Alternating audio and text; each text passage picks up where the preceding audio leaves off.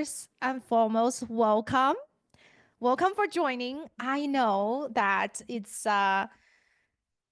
you're all busy taking this hour out of the day on Thursday to joining here really says a lot about you. And really, right, you're making time for yourself and for your personal development. And this is a great, investment in yourself. And today you're going to learn a lot and we're going to get started.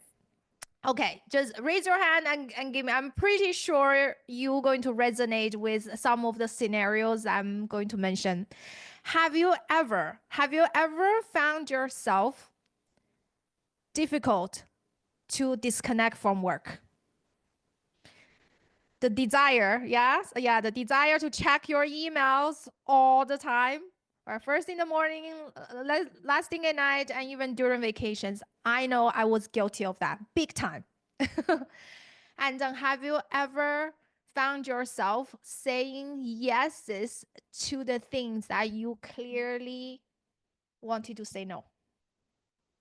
Last minute requests and right social events. Sometimes you didn't want to go. That you're like, I just felt like this sense of obligation. Wanted to go. Right, I wanted to say yes.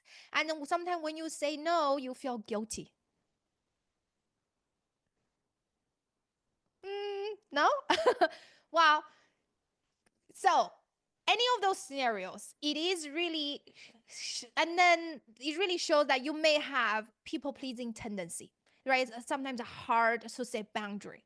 And I'm going to explain more what's that all about. And at the end of the day, do you feel like you're always on and feel stretched thin sometimes and just feel like tired and exhausted?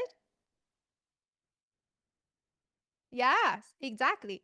Because when you don't set that healthy boundary, absolutely, Diane, like, yes. And when you don't set healthy boundaries, that's what happens. And then you may have tried something before, but may have not worked. What you may have tried is like, people will give you advice. They're like, just say no. When someone boss give you very demanding request or last minute thing, or a coworkers ask you to do something, you're like, just say no. Well, it's easy said than done. When you actually need to say no, you feel anxious. You're like, I don't think I can do it. Right? Or to say, hey, just take a break or just go to that yoga class during lunch. Or you can go, but guess what? In the back of your mind, and you're spinning, right, with worry and stress. So that's one. And then a lot of time you think it's others people's problem. You think, oh, you know what? Just because, my boss is very demanding. Oh, the work environment is very toxic. But have you noticed that somehow the demanding bosses or toxic bosses just follow you around everywhere? Wherever you go, there's always the demanding boss. And I'm gonna tell you the story of my demanding bosses following me around. I realized, oh, it's not their problem. Actually, it was a lot of my problem. And then sometimes you feel like, you know what, it's easier just to quit the job, to quit a relationship, because it's way easier to quit than actually having that difficult conversation and set that boundary. Right? So those are all common mistakes we all make. But today you are going to learn something and that really address the root cause, something on the fundamental level, not only just addressing the surface challenge and surface issue. And once you learn how to do that, you really be able to say no without guilt and then really set healthy boundaries. And with that, what your life can really change pretty dramatically, because with that you feel like you have more control over your time and energy and bandwidth, and your life is not being run by someone else. And then you are also going to show up with more confidence, right? Then you also have more time, energy, and bandwidth to say yeses to the things really matters to you, because we all have very limited time, energy, and bandwidth. And then you also have this incredible sense of peace and less of that struggle. I don't want to do it. I have to do it. No, you just have a sense of peace and ultimately the sense of freedom to live the life the way that you want to live. That sounds good? Yeah. And then you may say, okay, Coco, why would I trust you to teach me this? And let me tell you, I was this massive people pleaser. I checked every single boxes of people pleasing tendency. There's a long list of things. I checked every single box and I didn't even know.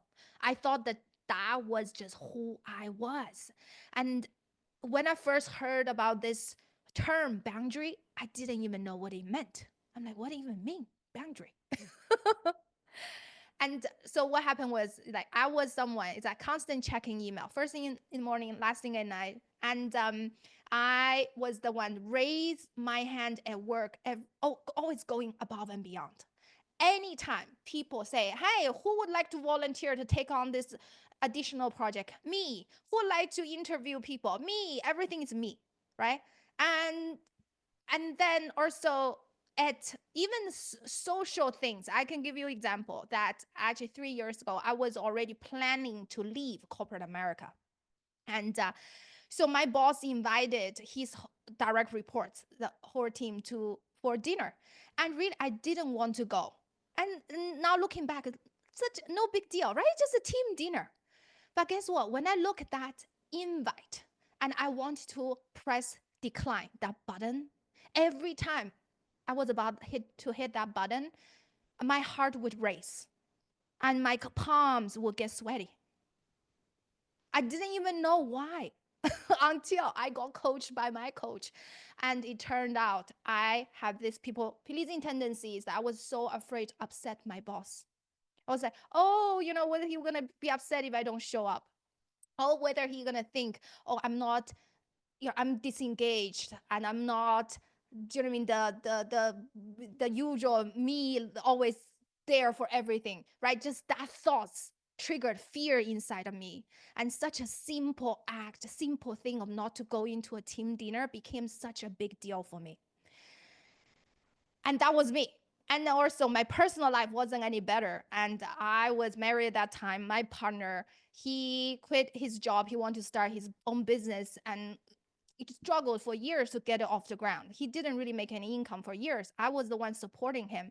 And I was very frustrated with that situation, full of resentment. But I couldn't have that conversation with him. Say, why don't you just either figure this out or get a job? I cannot be the one keep supporting you. But I couldn't have that conversation.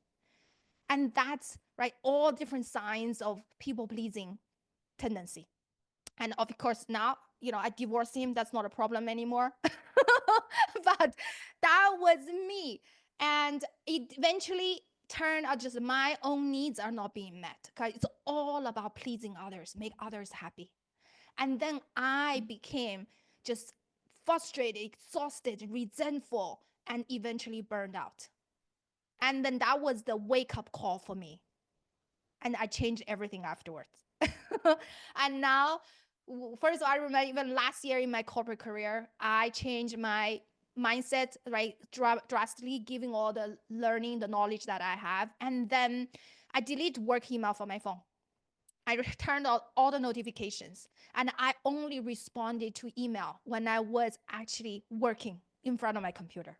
I'm like, if people really something urgent need to find me, they can find me, right? I don't need to be controlled by my inbox.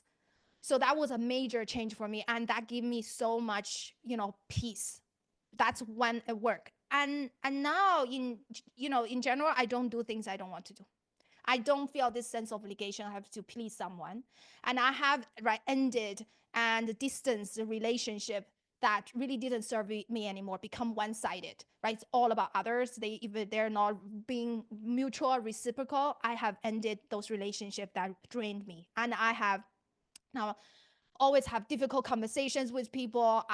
People do not meet my standard, and I will have right feedback to them. If they cannot continue to deliver what they can deliver, I fire them. You know what I mean? All of those type of things. And now, obviously, I'm not perfect. There's still situations creep up that I found it difficult to say no and things like that, but I'm super aware what's going on. And I would not be just operating on autopilot anymore, right? I never say yes automatically. And so just have this incredible sense of peace and freedom and control over my own life. And then today I'm going to share about the things that you're going to learn will help you take the first step.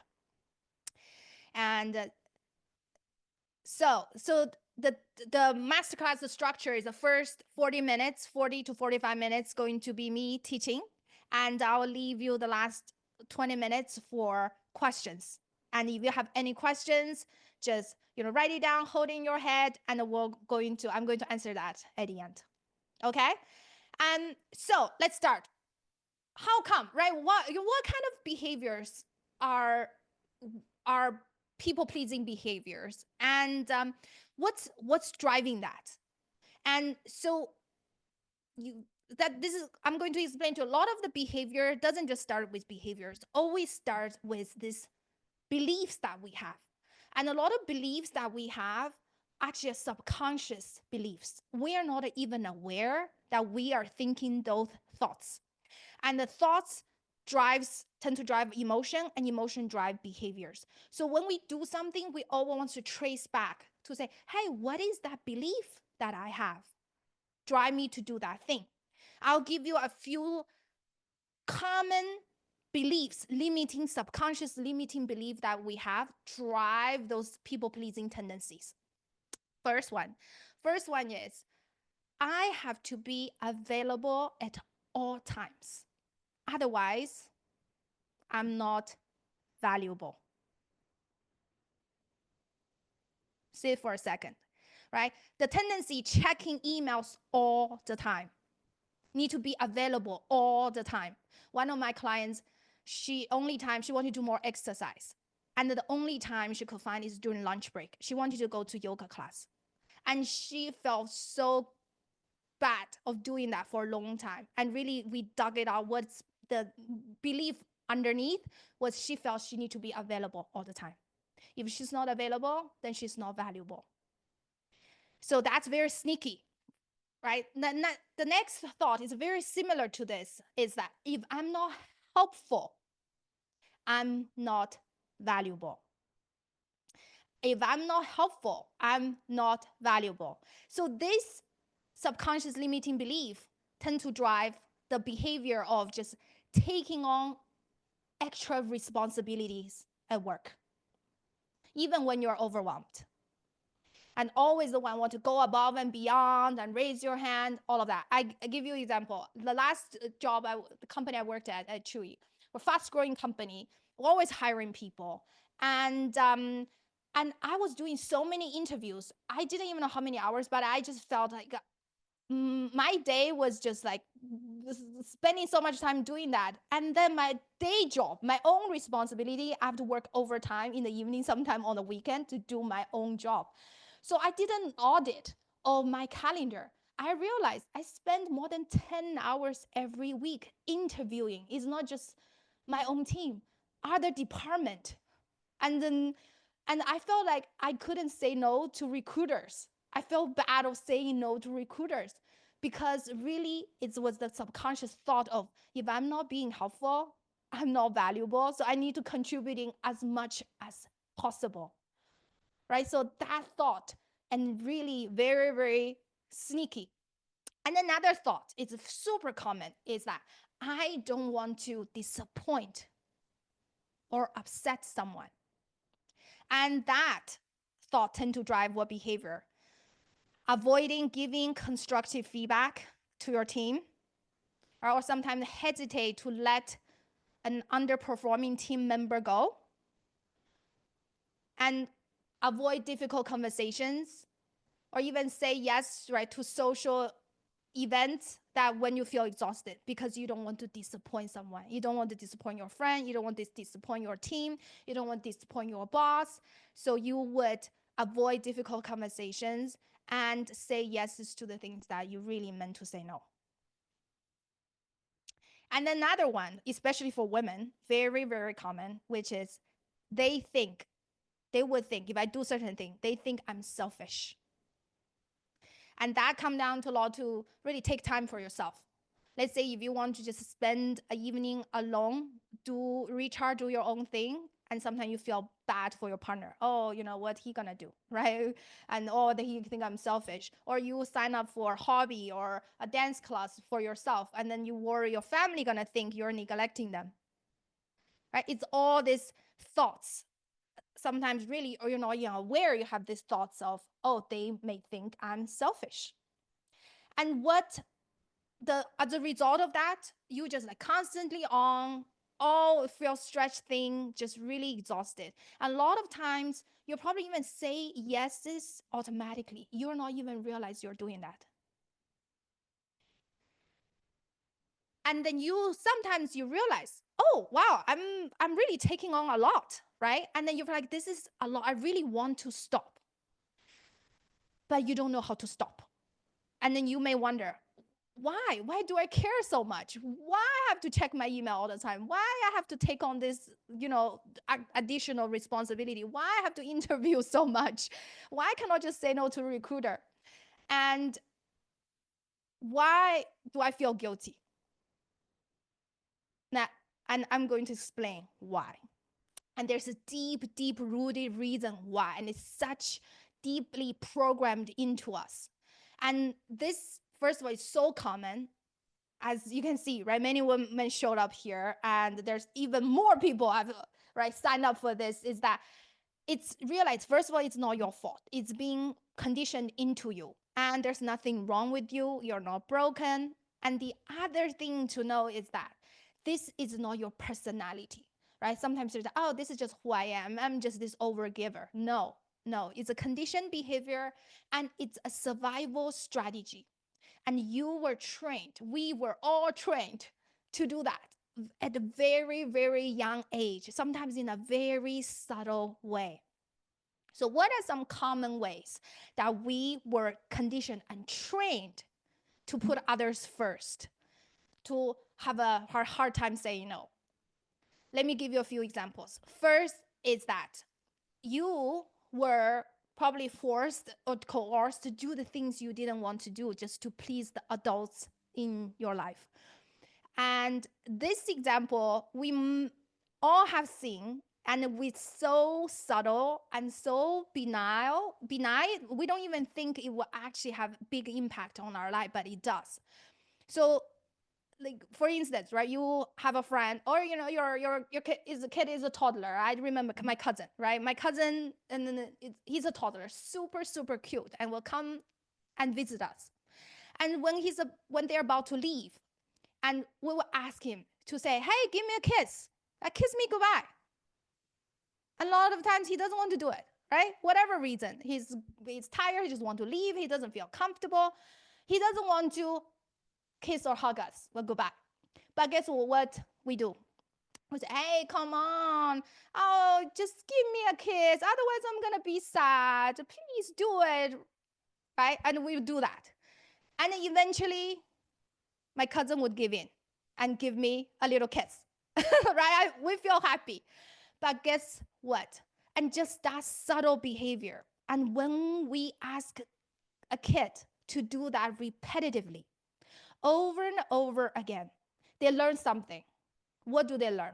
They learn that I have to do the things I don't want to do to make my parents happy, or to make adults in my life happy. I have no choice but to do it. And we have all been in situations like that. Sometimes just so subtle like that can have profound effect on us. I'm sure you have your parents ask you to go to the events you don't want to go, visit relatives you don't want to do, or do the activities you don't want to do, right? And all of those have profound effect on our psychology. That we're like, you know what? We have to do it to make our parents happy, okay? To not upset them. So that's one very common conditioning behavior. The next one is that you were rewarded for overachieving and being helpful. It's a positive reinforcement. And that's a sign of, oh, you know what? That's how I'm being recognized, or I need to do more of that. example is if you could be old sibling in your family, and then you were being rewarded for taking care of your younger siblings. That's a typical one. And for me, my example is actually I'm the younger sibling. I have older brother, 2 years older than me, but I was rewarded for taking care of him. I'm going to tell you this story. So he's 2 years older than me, and he was very small, and he's the youngest person in his class, and he got bullied a lot when he was young. And one day he came home. I think he was third grade. I was first grade. He came home without his backpack, and he was crying. He said he's one of bullies like just threw his backpack away. And that was like dinner time. My parents were busy preparing dinner and they had no time to deal with this.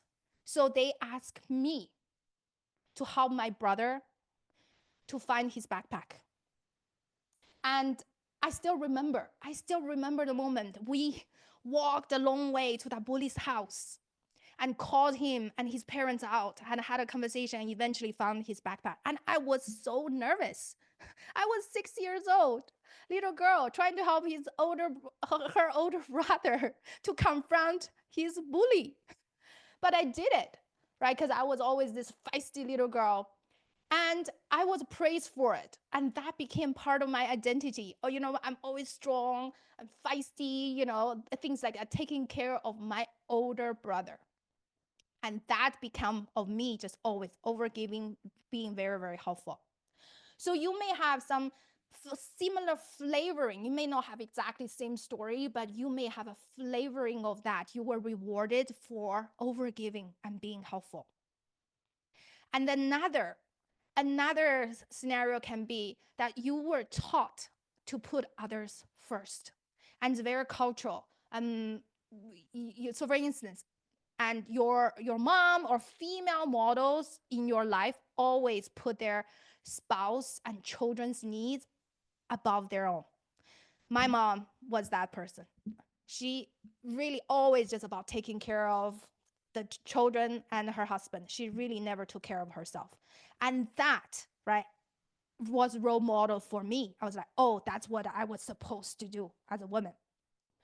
And also you could be, and you doing household chores, you're being rewarded for doing that. I remember I was every day since I was 6 or 7 years old, and I had to wash dishes after every meal. If I didn't do that, I would be called lazy or selfish, right? So that was just trained to put others' needs first. And because of all this expectation, it's not just expectation from the adults in our lives since we were young age. Actually, it's essential for our survival. Imagine, right, when we were that young, we needed to do all those things our parents, adults in our life need to do so that we can feel safe, we'll feel accepted, and we'll feel loved. If we don't, right, if we say no, there's consequences. There's fear. There's fear of losing the safety, losing the approval, acceptance, and love. And so it's it's a subconscious mind. We were completely not even aware, and it's deep rooted in our brain and in our nervous system. That's why was the story I told earlier, just pressing that decline button of a team dinner, such a small little thing looking back, but made me hard, my heart would race, my palms would get sweaty. Like literally, that's a survival response. My flight and fight nervous system got activated because I felt the similar flavoring of the experience from my past. Because right, I couldn't say no in the past. If I say no, I there's consequences. And that's really how it trained us to have this chronic people pleasing tendency. And it's very important to, right now, I repeat it again and again. It was trained. We were trained and programmed and conditioned to behave those ways. So the good news is that we can change it. But when we were young, And that's a very intelligent, right? We adapt in those environments. We do those type of things. It's a very intelligent survival strategy. But now as adult, we keep doing that because it's programmed into us now. And now, guess what? It's become, right, it's a disservice to us. And we feel resentful, we feel disconnected from our own needs. Sometimes we don't even know what our needs are because it's all about others, and then we just feel exhausted.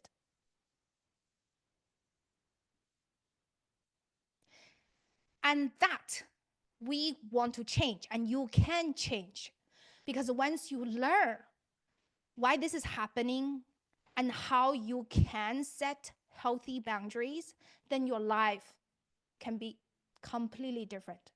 And set healthy boundary. It's not about changing others. It's not about changing other people's behaviors. It is really about you. It's about communicating how you want to be treated. And then you honoring that. So that's very important distinction. And once you able to set healthy boundary without guilt, without confidence, you really, really, right, protect your time, energy, and peace. And you get your own needs met. Once you get your own needs met, then you have a full cup to give. You have actually more to give. You don't give from a place of exhaustion, guilt, and obligation. You give from a place of love. And then you can really show up more fully for things truly matters to you. And that's really the key to build a life that is more fulfilling and more peaceful, and also just feels good, right? It just not looks good. I know most of you, you're all very successful. And it's like you want to build a life that feels as good as it looks. It is really just setting healthy boundary is a key part of it. And you may have tried other things before, but really hasn't worked. As I said, it's that you can force yourself to say, you know what, just say no. People are saying, just say no. It's like if you haven't done the deeper work, and you just can't do it, just full of anxiety when you really need to do it, you just cannot do it. And then you may, right, turn off your phone, all of that, but you're still worried about work, and the stress is still lingering in the back of your mind. And you would think it's someone else's problem, and you will quit the job, but your toxic boss follow you around. I can give you example of. And so 15 years, for 15 years of nothing changed, even though the circumstance completely changed in my life, but since I didn't change, and nothing else changed. So what happened was, when I graduated from business school, the first job, my boss absolutely very demanding, but also I didn't know how to set boundary at all. So she gave me a big analysis one day before my vacation. It was only 4 days vacation. She gave me that assignment, and the due date was the day I was supposed to return. And I couldn't say no. I was like, I'm new to the job, I cannot say no. So I ended up working the whole time during my vacation. And then I submitted that delivery on time. But guess what? She didn't even check until a week later. So that was when, like, graduate from business school. Then 15 years later, I was in a very different place in my career. I was a director, leading a big team, running like hundreds of millions of dollars of business, right? Looked all powerful from outside. And but still didn't know how to set boundaries, say no to my boss. And my boss on a Friday afternoon asked me to write a white paper for the CEO. And he needed it by Monday morning. Guess what? That's only white paper. It takes a lot of thought, right? It's not something you can just do it in a couple of hours kind of thing. So I ended up working the whole weekend. And guess what? That weekend, I had a friend come to visit. The only time I had to spend with her was just a quick lunch. She looked at me, she said, Coco, wow, everything looks glamorous from outside. I wouldn't want your life. You work so much.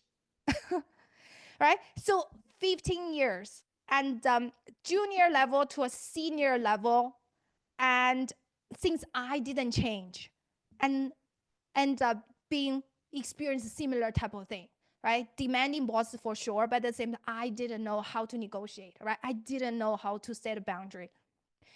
So the external circumstances can change, but you don't change, and you're going to end up pretty much experience similar type of things. So it's really about solving the internal challenge rather than solving the external circumstances. And another quick example I can give you is the mistake is like sometimes quitting is easier than addressing the issue. So a small example, and my ex-boyfriend, he was always late. And at the beginning, I was so upset, but I didn't know how to communicate that.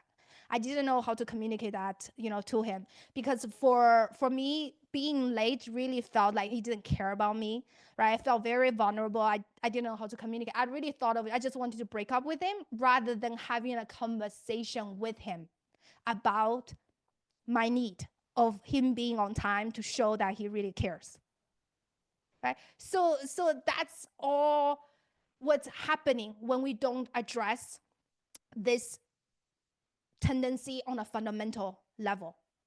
And because the fear is still driving, still running the show, right? The fear of not being safe, not being accepted, and not being loved prevented us to set boundary and say no. And today I'm going to give you a framework and process and really start addressing the fundamental issue. So the framework is 3P. 3P. 3P. The first P is pause. It's pause. It's I call it sacred pause. And so many of us, right, constantly on go, just like, and don't really have a moment to really reflect. And as we know by now, this people pleasing tendency is very much a habitual pattern that been conditioned into us. And a lot of times, which is so automatic that we say yes, we don't even realize we're doing that. And so the key is that we need to stop this cycle. We need to stop this autopilot.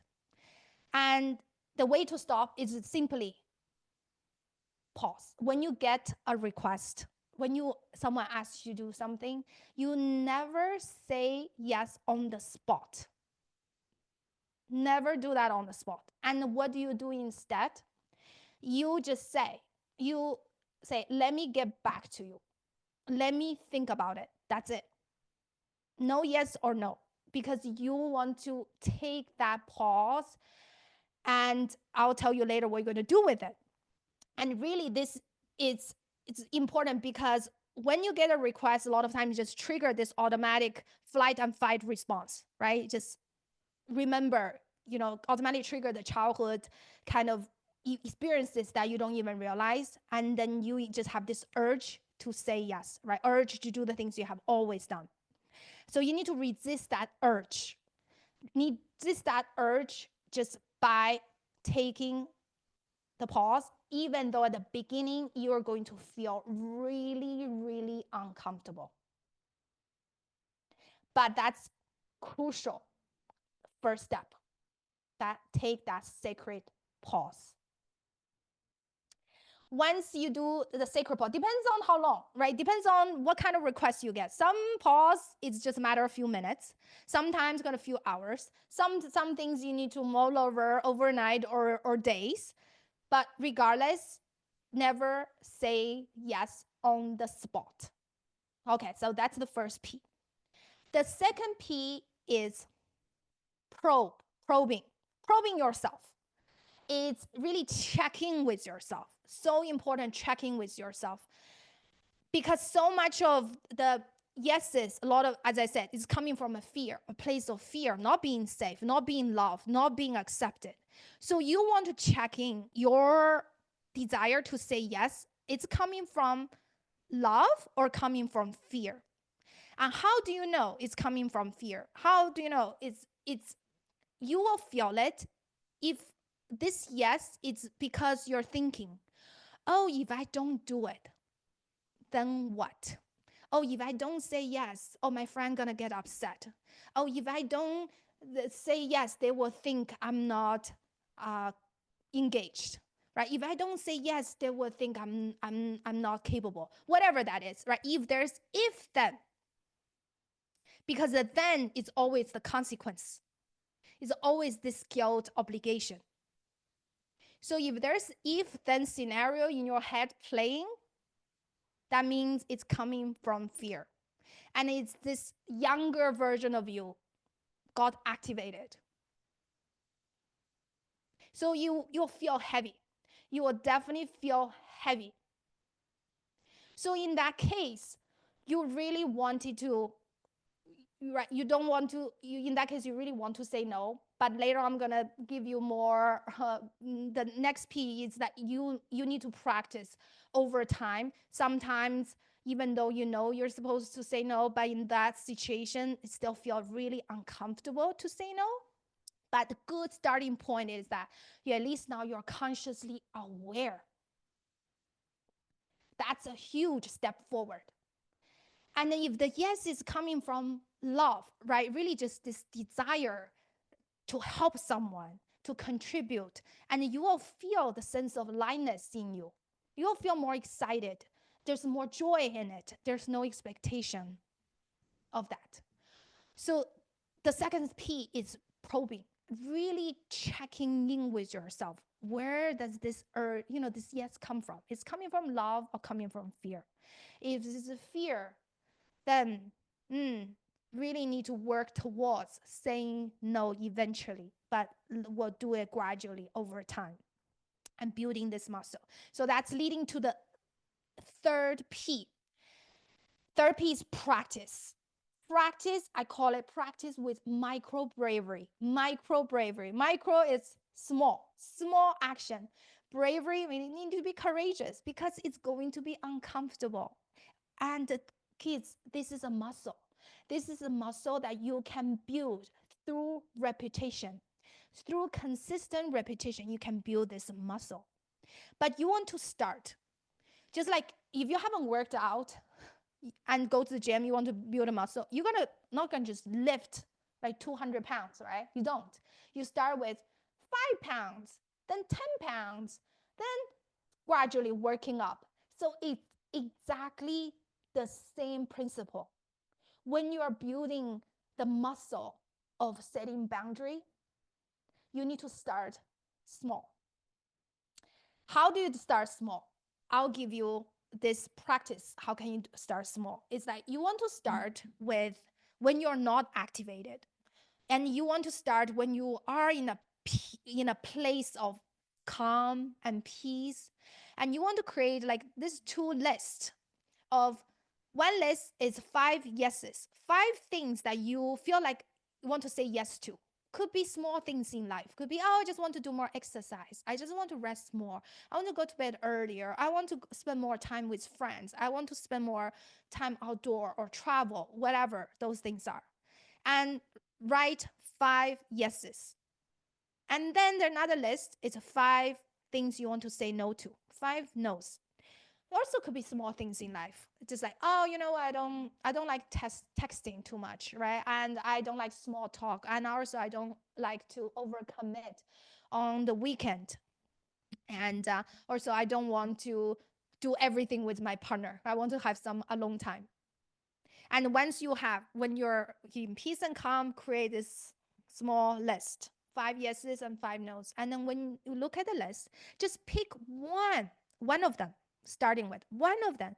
And you can take a gentle, small, micro bravery action towards it. Just small action to get it closer to what you want. Let's say if you say, I don't want to do everything with my partner and just start with, let's say, agree, I have 30 minutes just by myself in my room. I'm going to read a book and meditate or watch a movie by on my own. Just that, just practice that, and gradually doing more things that's, or yeses to you, and doing less of the things that feels like a no to you, and do it when proactively, right? Proactively building this muscle, then you can get stronger and stronger. Once you get stronger and stronger, more checking with your own needs, coming from a place of what's right for you, when you do that more often, then when it comes to other people's requests and the bigger asks from others, it's just so much easier for you to set boundary. And so much of external boundary starts with internal boundary, right? Internal boundary really means that what how you want to be treated. What do you want? So just quickly review that. 3P. First is pause. Sacred pause. Take a moment, never say yes on the spot, and say, resist that urge. You're going to have that urge. Say, I'm going to get back to you. Let me think about it. And second is when probing yourself, checking with yourself. It's like, hey, this is yes, it's coming from a fear, coming from love. If it's a fear, then eventually it really need to become a no over time, right?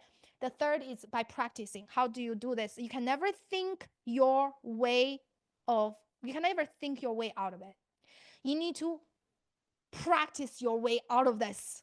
Just like those people pleasing tendency were repetitively programmed into you over many, many years.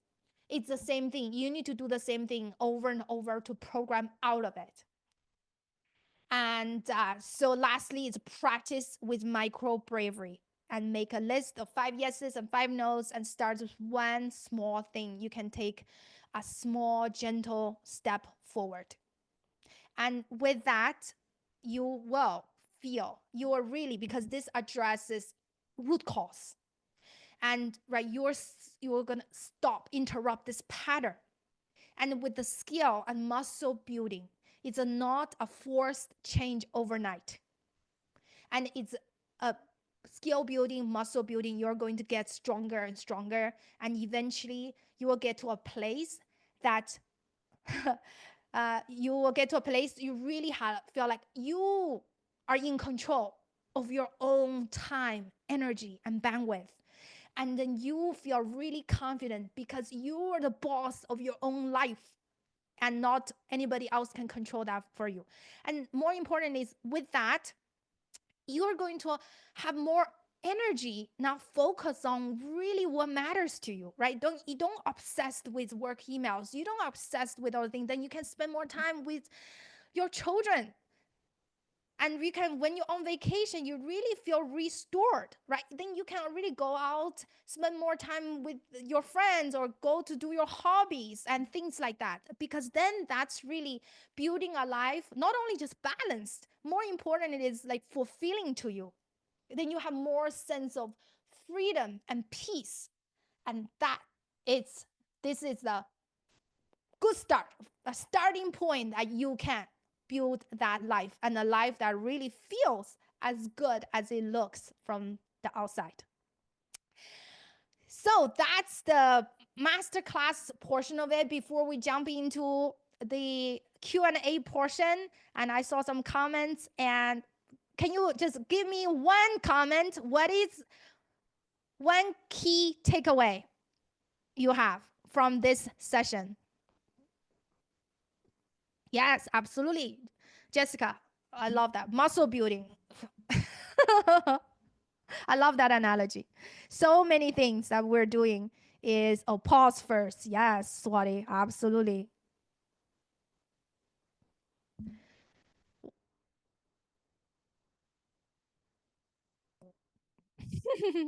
Yay. Yes, 3Ps, absolutely. Change doesn't happen drastically. Yes, exactly. All at once. So give yourself grace. 100%. 100%. Oh yeah. Wow, Jessica, how old are your kids? Exactly. Now never force your kids to hug or kiss someone they don't want to. This is giving me a lot of reflection on like how we're showing them that they're loved, and that we have twins who are 22 months old, so just under 2, and that's Oh, making me want to make sure that the way we show them like what equals love and acceptance is everything, and not just oh, like when they do certain things. So thank you. yes, yes, absolutely. 100%. Okay, and I'm just gonna take a couple of things before we get to Q&A session. And as I right now through this session, you already know this people pleasing tendency is so deep rooted in us since childhood. And obviously, this masterclass is a great start. I build more awareness, and then you can you have some tools you can go and practice. And obviously, let's be honest that this one master class is not going to undo a lifetime of conditioning, and it's a process. This transformation is a process, and it's still work in progress for me. And I've been working on it for years now, and it takes more than the insight. It takes guidance, support, accountability, and more importantly, consistent actions. And so if you're someone who really wanted to have a step change and really transform quickly, and I want to invite you to take the next step with me, which is, I want to invite you to work with me on the one-on-one VIP coaching program. I work with high achieving leaders like you, and then really help you to fundamentally rewire your brain and nervous system and really transform the fear and doubts into unshakable confidence.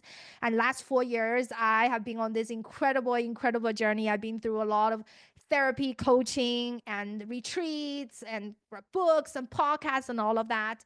And I've distilled everything that I have learned and developed into this system, really step by step, and then take you so that you don't have to spend all this time and money, and then you can really have an accelerated process to experience this incredible transformation. And I know, like, coaching is investment, and you might be wondering, it's like, would this work for me? Is this coaching right for me? Do I need it? Da da da. That's why the next step is very simple. We just have a conversation, and I offer a 45 minutes consultation session, free 45 minutes consultation. It's not a sales call. It's really just a clarity call, something like that, interactive. I really want to help you understand where you are now, where you want to be, and get clear on the gap. And I help you to map out a personalized game plan. And we'll see if this program is the right fit for you or not. And it's zero pressure, really just help you to gain clarity. If we decide to work together, obviously fantastic. But if we're not, that you will still walk away with powerful insights so that you can know what to move forward with. And so I invite you to join, to book this call. And you should have received an email from me probably like 20 minutes ago, but with the link to book this free consultation call. And also I have it in, sorry, it's in the chat as well. Everyone in the meeting in chat. Okay. I have this link in the chat as well. So I love to support you on this journey and love to chat with you. And even just some of you, I haven't seen you for a long time, really just want to catch up to see where you are. How can I support you? And yeah, take the next step and let's talk. Okay. And, I wouldn't be where I am without the support of my own coaches. I know really how powerful coaching can be. And I would love you to experience that as well.